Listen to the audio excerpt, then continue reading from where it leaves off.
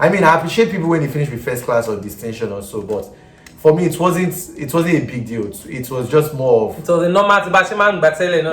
No, not that.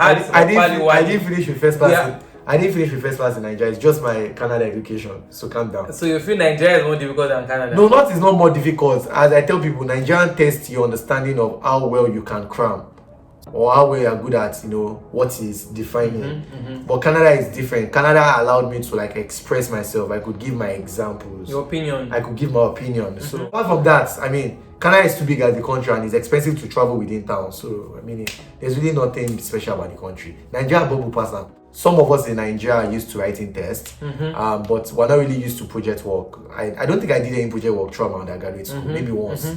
But in Canada, just my first program, I think I did more than 15. Yes. Even MBA. In MBA marketing, we had 4 project work in one course. Compare the 2 schools, they'll pick the college over the Vancouver Island. Yeah, it's second best college in Canada. Which one? The one you went for? Yeah. It has more reputation, but that's not why. Guys, welcome back to my channel. My name is Alot, and I'm back again with another video. Hey, today we have a special guest here today. Then why are you laughing? We are doing it now. Yeah, normal. I'm normal. So I actually imported him from New Brunswick, guys, so I can go and talk to you guys. I was like, you know what? He's here already. What are we waiting for? What are we waiting for? Let's just do the video and let's just get to it. So basically today he's actually gonna be telling us his Canadian experience, how he came to Canada, what means did he come to Canada, where he landed, what he came to do, what has been his his achievement so far. So I know he came to do masters, but how he came to Canada, I don't know. Where I want Juwani or he just dropped. I don't know how he came. He's just gonna tell us his Canadian experience so far, everything. We're just gonna be asking little questions in the middle. Okay. So can you introduce yourself, sir? Hi guys. Oh no, sorry. Hi ladies. Hi everybody. My name is Adidayo. She debate session. Watch a debate. What I myself. Yeah, can you tell us how you came to Canada? Yeah, I came through study. Okay. January 2017, I believe. Yeah, through study. 2017? Yes. Nice. Yeah. And how's it been so far? Well, I mean, it's been good. I came for a postgraduate diploma first. You did diploma? Yeah, I did a postgraduate diploma. Oh yeah, the old Toronto cruise. Yeah, okay. I did a postgraduate diploma and I flew into Toronto. I was there for like 10 months. How was life in Toronto? Wonderful. Just think of life in Lagos. That's how life in Toronto is. I mean, except for there are like bigger skyscrapers and white people all about. But apart from that, it's just like more like life in Toronto is like life in Lagos. It's fun. I liked it because it was very, very busy compared to other parts. So it's very, very busy, fast moving, see a lot of people. They can be rude, not rude, or they really do not care. So for example, like imagine you stepping on someone, person might not even look at you, they just walking fast, leaving fast. Nobody's bothered, exactly, that's the word.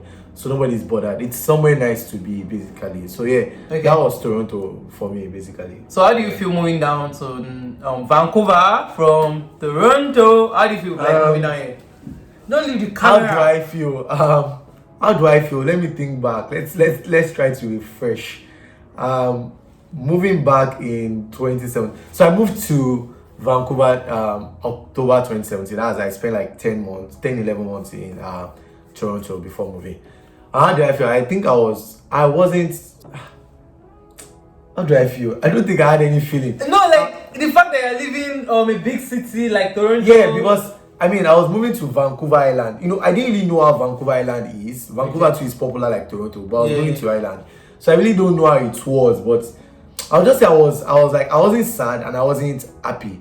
Or I was happy a bit because I had a job, not there. I had not their offer. So in my mind, I'm like, okay, I'm leaving a job and thank God I'm getting a job before I start my MBA and masters. So that's good. I can do my training. I can do everything. So I was excited about that. Then the fact that I had some people. So I had Fisayo, like I already knew Fisayo, and one other person, I can't remember who. So I was excited about that. Yeah. That was how I felt. But how I felt when I got to Nanaimo, I felt terrible. Like they had a very, very rubbish smell. That smell is still in Nanaimo. You still hear it once in a while. No, you can't from me. You still hear it once in a while. Yes, me, I be smell. Yeah, yeah. Did I say yes, bro? You say yeah. Okay, sorry. There's this awkward smell in Nanaimo. I don't know why. I don't know where this thing, but it's like immediately I just stepped down from the plane that day. Which is best and go run here. I'm serious. That smell was, I don't know. It's just weird. I don't know how to even explain it to you today. But yeah, so it's very, very somehow. But I mean, I didn't think I really felt any different. But it was nice, moving from the eastern side of the country to the western side, like two different coasts. So yeah. So how was your MBA? I was MBA. I was MBA. You asked about was my Toronto education. Why you ask about? Because that's not, is it relevant? Yeah, very relevant. Compare studying in Toronto to studying in Vancouver Island.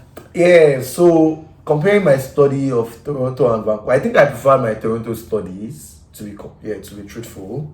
I prefer my Toronto studies, and that's because of the school. I felt like the college I went to in Toronto is much more advanced than the university in Nanaimo. Yeah, so if they're not more advanced. They're not what? They're not advanced, like they're not. I don't know where recognized. I mean, which the Vancouver? Yeah, Vancouver Island. Well, if you compare the two schools, they'll pick the college over the Vancouver Island. Are you for real? Yeah, second best college in Canada. Which one? The one you went for? Yeah, it has more reputation, but that's not why. Why I preferred Seneca was because of the processes. Like they were using a better system. They were not using VIE Learn. They were using like Blackboard. Oh. So it was much more interactive. The classrooms were better. Okay. Like the classrooms were better, and I mean obviously the campus was in a more like good environment. Yeah. So because of that, I preferred Toronto. Then there was just the way the Toronto lecturers were compassionate. Like I mean, they were trying not stressing you too much. Like we always had one day off. But this Vancouver Island, maybe because they're an MBA, those professors are just like they're just something else. They always stress. They just want to frustrate your life. What's your advice for someone coming for MBA coming to do masters in Canada? What's your advice for them? Coming to do masters in Canada, you should be prepared. I mean, it's very, very different from doing your education in Nigeria. Like, I mean, the kind of questions they ask you is different. They are asking you like application questions, so you won't be expecting defined. That's the word. You won't see defined communication or what is communication. You'll be seeing more like case study, and you need to analyze it. So I think that is the biggest shocker for many Nigerians abroad. You wanna come out giving us bang bang bang bang? I feel you're too out. Like what the cool on the camera. Yes, I feel it's better like this here. I think we're good. You think we're good? Yeah, we feel we're good. Okay. No. Kilo brother, Brother, your brother. Sunday. I need to ask him. I need to ask him some questions. Okay. So you were saying something about students coming or something, Nigerians. I said so. The educational system is like it's very different. So the way they ask their questions is different. So I think that's the question I asked you. Yes. Now. What was the question? You're saying that what advice do you have for people that come to masters? Yes. So I'll just say they should be prepared. It's two-way things. I like to be very, very realistic. It's a two-way thing. If you know, I tell my friends two things. It's either you're here to do well and get a degree, or I'm here to share the certificate and let me go. So depending on you feel it's a distinction, guys. Yes. So depending on what you're here for, so you can just speak, right? I mean, if you're not really concerned about what you are carrying out, you should just be more concerned about like how you want to pass, right? So if you've gotten a 60, then that's fine. You don't need to stress it out, right? But if you feel like, I can do better, or I can do more, I need to do this, or maybe there's someone at home that go and be fighting with your instructor. Then you might need to sit up. Carry your book and be fighting with all your instructors. No, not that. You know that the instructor behind before you left. But there are times that you might need to argue with your professor, especially when you feel like, oh no, I did better than this, so why should I be getting like 85 instead of how much? 95. I don't know, but at times I've received script and I'm like, why am I getting 85? Like I feel like I did better, right? So I send it back to them. So so that's it. And another thing again is you you should get ready to write a lot of tests or do a lot of project work. Let me see, use project work, because some of us in Nigeria are used to writing tests, but we're not really used to project work. I don't think I did any project work throughout my undergraduate school, maybe once. But in Canada, just my first program, I think I did more than 15. Yes. Even MBA. In MBA marketing, we had 4 project work in one course. Yes, and the 4 project work was, the way they said it is, you have to have group members that are different, so you cannot work with the same person in the same group. So again, that deals with how well you can work with people. So those are the skills you build. But yes, just have an open mind, get ready to learn, and get ready to be stressed. Once in a while, you get stressed. That's it. So yeah, that's my advice for those that are coming to do masters or even undergraduate. So how do you feel that you finished with the distinction in your masters? There is no feeling to it. Let's be factual. There's no big feel. For me, I'm not a fan of, or I mean, I appreciate people when they finish with first class or distinction or so, but for me, it wasn't a big deal. It was just more of. It was a normal no, not that.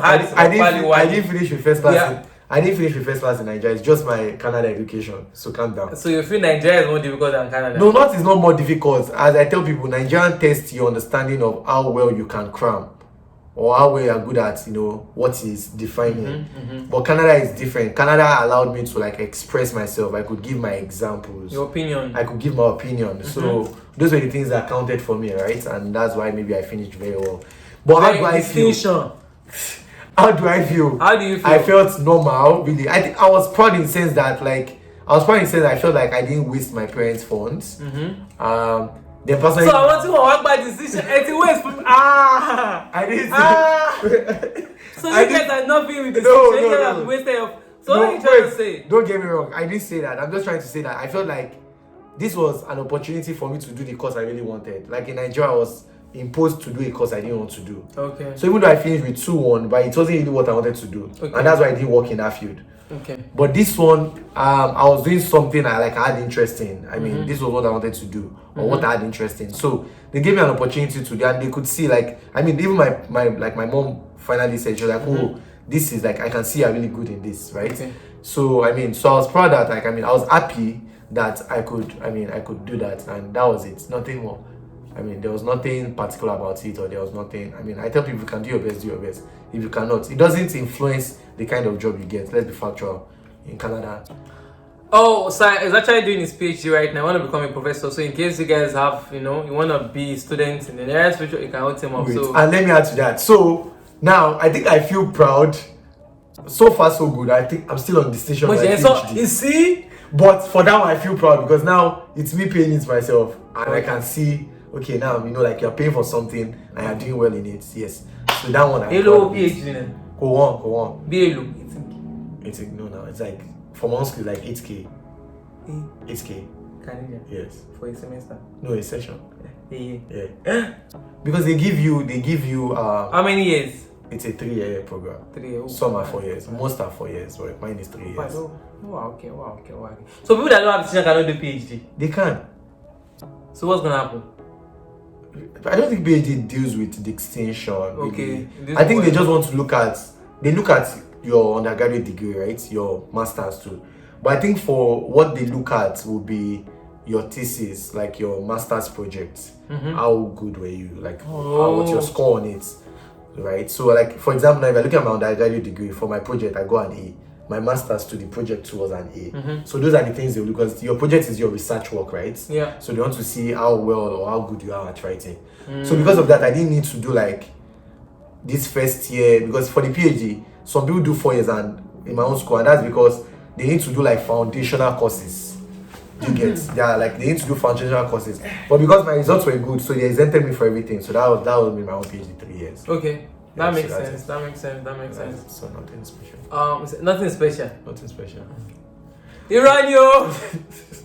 Hold on, I can't think this. Okay. So what's your favorite part about being in Canada? I'm gonna wrap it up here. Oh, that part is yet to come. It's going to come very, very soon, and that's because you get to travel the world. when you have that passport. For someone like me that likes to travel.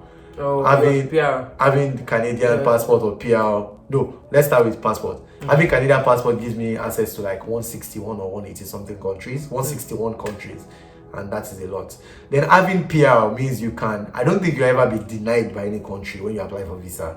So that's also another. Who are you not gonna be taking on this trip? It doesn't matter what I'm taking. I mean, I work well traveling solo, and I work well traveling with friends. And when the wife comes, we also travel together. So we work well traveling with wives too. Yes, we have to even work well traveling with my wife. Never work well traveling with wife. She sit down at home. You see who can we continue?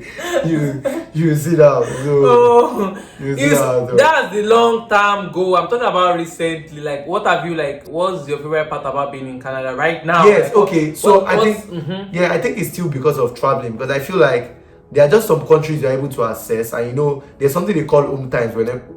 Whenever you're trying to apply for visa, that is what is the convention that you're. But that's what I'm asking now. Money. Yes. Now, what is? Well, say your question. So questions also. You said, what is my favorite part, right, about being in Canada? Right now, before your PR thing. Yes, now even as a student, as a worker, right? Yeah. I like the fact that we can travel, and that's because they look at the fact that you're a student, you're a worker, you're coming back to Canada. Okay. You can show them like your school letter, or you can show them your work visa or something. Okay. So that's the favorite part that I like now. So it's still that traveling. That I can travel, yes. Okay. That's traveling. Yes, that's okay, guys. Apart from that, I mean, Canada is too big as the country, and it's expensive to travel within town. So I mean, there's really nothing special about the country. Nigeria bubble pass up.